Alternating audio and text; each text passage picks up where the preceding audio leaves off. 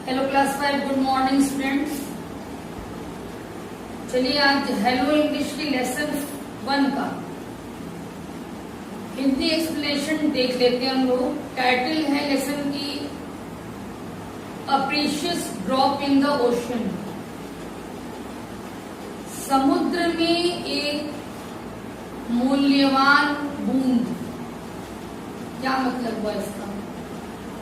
आपने सुना होगा कभी किसी को कहते कि बूंद बूंद से सागर भरता है। मतलब ये है कि ठीक है, सागर बहुत सी बूंदों से मिलकर बना है, लेकिन एक एक बूंद का महत्व है। अब लेसन की ये टाइटल क्यों है, शॉर्ट में बता दूं। बहुत बड़ी सोसाइटी है जिसमें आप रहते हैं। यदि आप किसी एक व्यक्ति की हेल्प करते हैं तो कोई सोच सकता है कि अरे एक व्यक्ति की हेल्प करने पर सोसाइटी की क्या मदद होगी, क्या प्रभाव पड़ सकता है सोसाइटी पे। लेकिन नहीं, ऐसी बात नहीं है।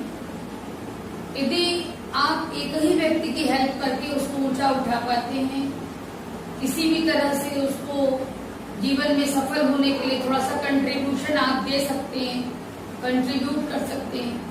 यदि इसी सोच के कई लोग हो जाएं जो एक एक लोग की ही मदद करें तो ये बहुत बड़ी मदद हो जाती है सोसाइटी के लिए। तो यही सेंस है इस चैप्टर में।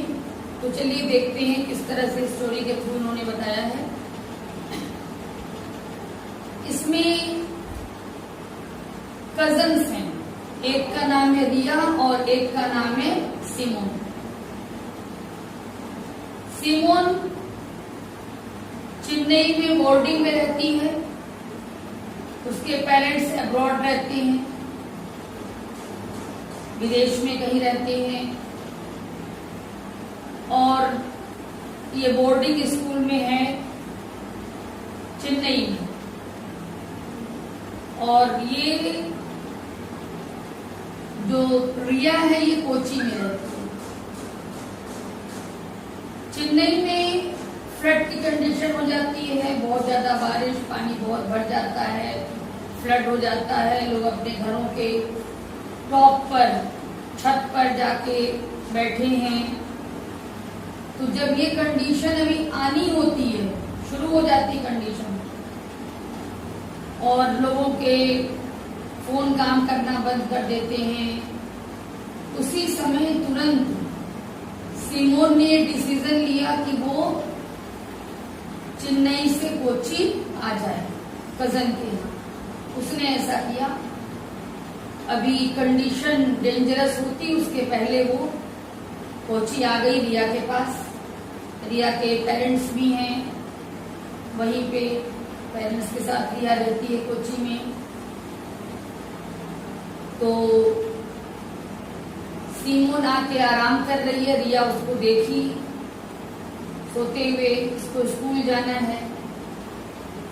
तब तक वो भी जगती है, सिमोन भी। दोनों बातचीत करती हैं, दोनों बच्चियां। और एक नेचुरल फिनोमेनन होता है एल नीनो फिनोमेनन। तो सिमोन ये कहती है कि भाई इसी फिनोमेनन के कारण ये त्रासदी आई है, ये डिजास्टर आया है।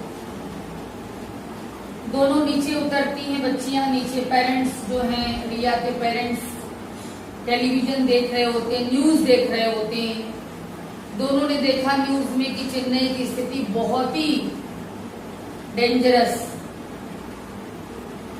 हो रखी है, पानी भर गया है। और सभी लोग, जैसा कि पहले बताया मैंने अभी, कि घर की छतों पर शरण लिए हुए हैं, पानी बढ़ता जा रहा है। तो यही सब देख के दोनों भी परेशान हुए। वो सब बच्चियां भी परेशान हो रही कि देखो वहां के लोगों को कितना कष्ट सहना पड़ेगा। फिर सिमोन ने बताया कि लास्ट ईयर भी इस तरह से हुआ था और लोग परेशानी में पड़ जाते हैं। तो रिया जानना चाहती कैसी परेशानी।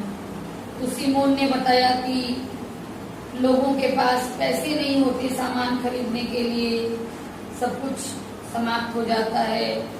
बच्चों की किताबें खराब हो जाती हैं तो फिर नई बुक्स चाहिए, हॉस्पिटल्स में मेडिसिन चाहिए, कपड़े वपड़े खत्म हो जाते हैं, लोगों के बह जाते हैं, सड़ जाते हैं, नए कपड़े चाहिए, मतलब पहनने के लिए कपड़े चाहिए, नए पुराने जो भी हों, ये सब परेशानियां आ जाती हैं। मतलब पैसे रुपए सामान सब कुछ बर्बाद हो जाता है लोगों का। तो रिया को थोड़ा लगा कि भाई कैसे हेल्प किया जाए। तो रिया ने सिमोन से बातचीत की, कजन से अपनी, कि हम लोग हेल्प कर सकते हैं। तो सिमोन को भी अच्छा लगा कि देखो ये चेन्नई के लोगों की हेल्प करना चाहती है। तो सिमोन ने पूछा कैसे। तो रिया ने कहा कि ऐसा है कि जो वेस्ट चीजें हैं हम लोगों के यहाँ फिर और मेरे क्लासमेट्स यहाँ या और दूसरी फैमिलीज में, उन वेस्ट चीजों से हम लोग ऐसी चीजें, कुछ यूजफुल चीजें बना करके और उसकी सेल लगा सकते हैं। फिर सेल से जो पैसे मिलेंगे उसको हम लोग चेन्नई में जो प्रेसिडेंट फंड है ये डिजास्टर रिलीफ के लिए, त्रासदी में जो लोग फंसे हैं उनकी सहायता के लिए जो फंड है उसमें वो पैसा हम लोग दे देंगे। तो बहुत अच्छा लगा सिमोन को भी। फिर रिया ने बोला कि देखो भाई रोज तो हम लोग का स्कूल रहेगा, सैटरडे संडे केवल 2 दिन मिलेगा जिसमें हम लोग ये काम कर सकते हैं। अच्छा, रिया के पेरेंट्स भी सपोर्ट किए इस बात का। देखिए इन सब मामलों में ये बहुत जरूरी है कि यदि बच्चे कोई अच्छा काम करना चाहते हैं तो पेरेंट्स को उसका सपोर्ट करना चाहिए, नहीं तो फिर बच्चे कैसे कर पाएंगे। तो पेरेंट्स ने भी सपोर्ट किया कि हाँ ठीक है, चलो हम लोग की हेल्प करेंगे। फिर स्कूल गई रिया स्कूल जाकर के वहाँ पे उसने अपने और जो फ्रेंड्स थे और क्लासमेट्स थे सबसे बातचीत की। सब बच्चे तैयार हो गए कि हाँ ठीक है। फिर क्या हुआ ना कि जिसके घर में जो भी चीजें थी सबने बनाया, सोच लिया कि इस चीज से, जैसे जीन्स है तो इसके बैग्स बन सकते हैं, वो बॉटल्स हैं वेस्ट तो उससे भी पेन स्टैंड वगैरह बन सकता है। इस तरह से सब खूब सोच समझ के सब उन्हें तय किया कि हाँ किससे क्या चीजें बन सकती हैं। सारे बच्चों ने अपने अपने घर में अपने मम्मी को बोला, पापा को बोला, तो पेरेंट्स ने भी हेल्प किया। इधर फॉर्चुनेटली ऐसा हुआ कि कोच्चि में भी एक दिन खूब बारिश हो गई जहाँ पे रिया रहती थी। फिर वहाँ के डीएम ने कुछ दिनों की हॉलिडे अनाउंस कर दिया। अब तो और अच्छा हो गया काम करने के लिए। फिर घर में रह के लोगों ने खूब चीजें बनाई, सब बच्चों के पेरेंट्स ने इस चीज में हेल्प किया, सबने बनाया। और फिर इन लोगों ने एक डेट तय की कि अच्छा सैटरडे को हम लोग सेल लगाएंगे। फिर एक बगल में ही ग्राउंड था तो उसी ग्राउंड में सारा अरेंजमेंट किया गया। कुछ लोगों ने फूड स्टॉल का भी अरेंजमेंट कर लिया, कुछ फैमिलीज ने। फिर चलो अब सेल लगी।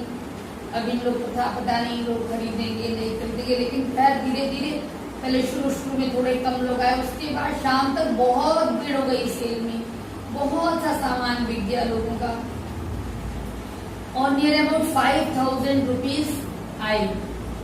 तो फिर एक बच्चा था उसने कहा कि मेरे फादर इसको वहाँ प्रेसिडेंट के फंड में भेज देंगे। फिर ये हो गया, ये काम उसके जिम्मे लग गया। जब ये काम बच्चों ने किया तो जो और बड़े लोग थे उन लोग को भी इंस्पिरेशन मिली। फिर बड़े लोगों ने इस तरह के स्टॉल लगाए, जैसे समोसा है और क्या क्या है, पेटीज है। देखिए सब सामान का नाम इसमें दिया हुआ है, कहीं न कहीं मैं बताती हूँ। बढ़िया बढ़िया चीज है, खाने का मन आप लोगों का भी करेगा। पेज नंबर 10 में है केक, समोसा, जलेबी, सैंडविचेस, है ना। इसके अलावा टेबल क्लॉथ, बेडशीट, हैंकरचीफ, ये सब तमाम चीजें लोगों ने बनाई, बड़े लोगों ने। उसकी सेल लगी, उससे भी पैसा आया और जो भी पैसा आता था फिर वही फंड में भेज दिया जाता था। इस तरह से इस कॉलोनी में बहुत हेल्प किया और दूसरों के लिए इंस्पिरेशन ये लोग बने, दूसरी कॉलोनीज वालों के लिए। अब भाई बहुत अच्छा नाम हो गया इन लोगों का। तो विकास नगर कॉलोनी के जो मतलब हर जगह एक एसोसिएशन बनता है ना कॉलोनी का, तो एसोसिएशन के जो प्रेसिडेंट थे उन्होंने एक मीटिंग ऑर्गेनाइज की, सबको ओपन ग्राउंड में सबको इकट्ठा किया। मिस्टर प्रताप थे इनका नाम, प्रेसिडेंट ऑफ एसोसिएशन और उन्होंने अनाउंस किया कि इस कॉलोनी के जो बच्चे हैं, मैं उनके ऊपर गर्व करता हूँ कि ये छोटे छोटे बच्चे जो आजकल इन जनरल केवल वीडियो गेम्स और जंक फूड खाने में व्यस्त रहते हैं, इन छोटे छोटे बच्चों ने इतनी सेंसिटिविटी के साथ, इतनी संवेदनशीलता के साथ इस प्रॉब्लम का सामना करने की सीख हम लोग को दी। और तमाम लोग, पूरी सोसाइटी इंस्पायर हुई, इससे प्रेरित हुई, इन बच्चों ने प्रेरणा दी और सभी ने काम किया इसके लिए।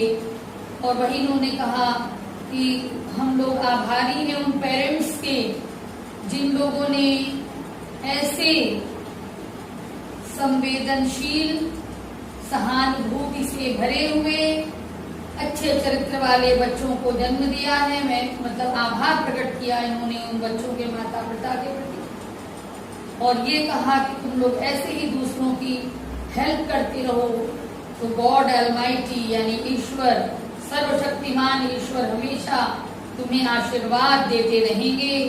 और इस तरह से बहुत प्रशंसा की गई, क्लैपिंग हुई, सबने शाबाशी दी और बच्चे भी बड़े प्रसन्न हुए इससे, एक दूसरे को देख रहे हैं, मुस्कुरा रहे हैं। वास्तव में केवल इतने से ही उनको लगा कि हम लोगों ने जो कुछ किया, हम लोग को उसका मूल्य मिल गया। कहने का मतलब, यदि बढ़िया काम बच्चे कर रहे हैं तो उनको रिवार्ड मिलना चाहिए। रिवार्ड का ये मतलब नहीं कोई आप सामान दीजिए उनको, यह भी बहुत बड़ा रिवार्ड होता है कि आप अप्रिशिएट करिए, आप प्रशंसा करिए उनकी, उनको शाबाशी दीजिए कि बेटा आपने बहुत अच्छा काम किया है, आप बड़े हैं, अपनी ब्लेसिंग्स उनको दीजिए, हमेशा आगे बढ़ते रहने की शुभकामनाएं दीजिए। ये भी बहुत बड़ा रिवार्ड होता है। तो इस तरह से इस लेसन में इंस्पिरेशन है, जिसको जरूरत है उसकी आप मदद करिए और उसके बाद गॉड अलमाइटी आपकी मदद। ओके बेटा।